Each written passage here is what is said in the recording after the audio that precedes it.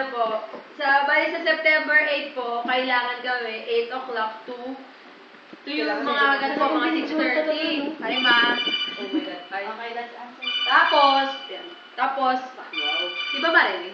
Narinig. Tapos, 14 to 15 po is overnight.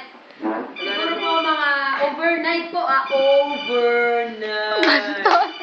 Para, di ba, clear? Emphasis.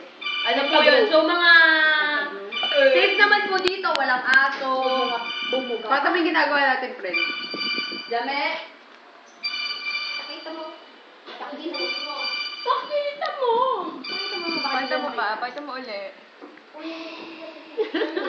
Hello po. Ito po yung mga kasama ko. Ayan po. Ito na po. September 14, 15, overnight. Safe naman po dito. Nakatulog na po yung mga anak nyo dito. Tapos, 22 po. Di po sila gugutumin. 22 po. Wala po sila.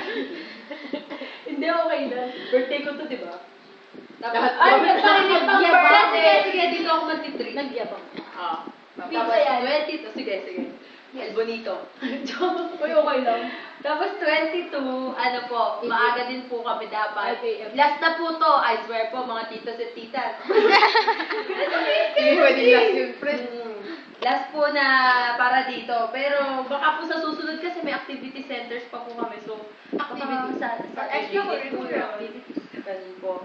Sana po yung maunawaan Pwede nyo mo, dahil ang pwede course mo, namin ah. ay lubang matrabaho. Ay, hello po. Pasensya na po. Wala pa po kami sa kalahati ng ginagawa po namin. Pakita mo yung ginagawa natin. 1/3 pa lang po yan Ng base. Hindi po na nakalatag yan. Binahapon po. Ayan po ay Luzon lamang. Wala pa.